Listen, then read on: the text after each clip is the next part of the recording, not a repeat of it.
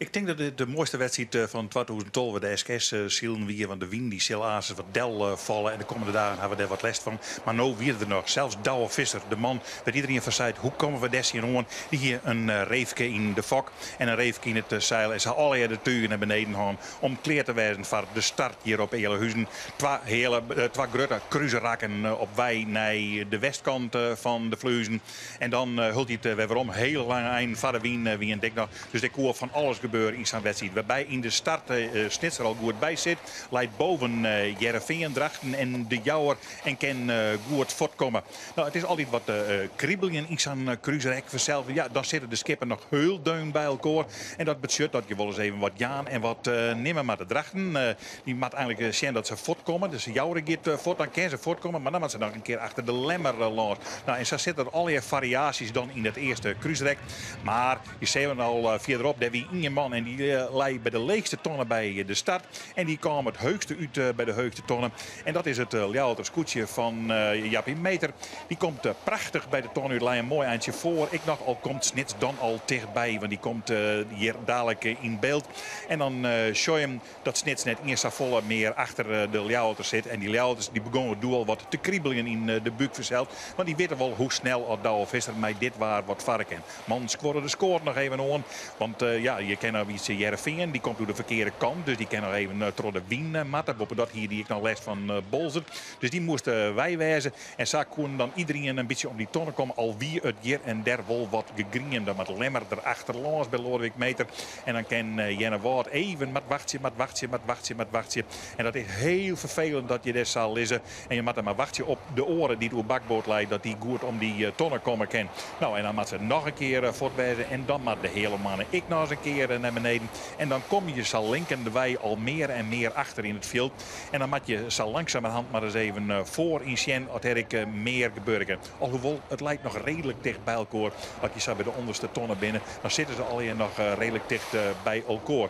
Jaap Zwager die gaat door de wien. En dan komen de orenman erachteraan. En het zijn schitterende beelden werkelijk op. Een fantastische wedstrijd op de Vleuzen. Waarbij de skippen deun bij elkaar zitten. Nou ja, en hier Douwe Visser ging even achter Ljouwert langs. En voorlopig bloedt Ljouwert dan nog eerst. Maar hij kwam dichter en dichterbij. En de rest die kwam ik dichterbij. Want dat wie Grauw namelijk. Grauw die zette even langs en die poetste Bolzert voort. Bolzert koert net helemaal de wien goed versjouwen. Liek als dat Grauw dat koer. En dan komt Jereveen er ik al achter. Maar dit is voorlopig nog de leerder Ljouwert. Maar ze zijn al heel ongerust in zijn cruiserijtje. Want ze sjoggen hult niet naar Snits. Ze had ik net op een post. Ze had net oud-Dutsen of dat. Ze had net verdedigend zield. Maar je komt elkaar dan wel weer zien. Nou ja, de Snits kwam er aan. Moest eindelijk op Ljouwert draaien. Dat weer ik. Maar dan komt het eronder te lezen. En dan had het vakje echt wien. En dan is Snits net te horen. Zo dadelijk maar wat er bij de tonnen gebeurt. Dan is er al voor. In dat ene lietse stikje is er gewoon baas worden in de wedstrijd. De Snitserpannen voorop en daar komt het Ljouwerter scootje achterom. Maar die zou het nog dreig krijgen. Want die oren die kwamen wel dichterbij bij hem. Maar net bij Snits. Want Snits die zou verder in deze wedstrijd een heel eind voorblijven. We zeggen hem gewoon net meer.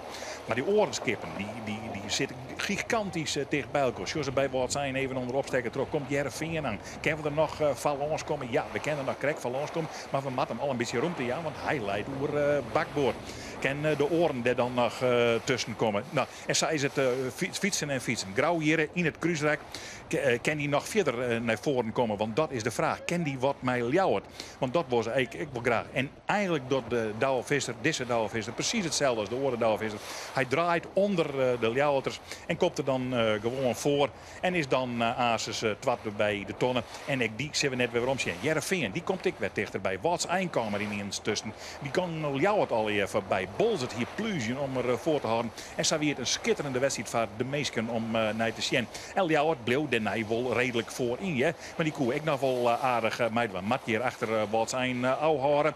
Maar dan komen de oren oer stuurboord. Die matten ik maar eens even zien. En de koe jouwde de krek tussen trok komen. En die griemde daar ik nog in.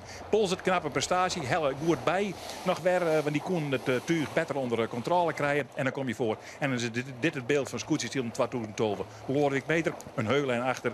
En Snits een heulijn voor op de finish. Hij is, denk ik Douwe,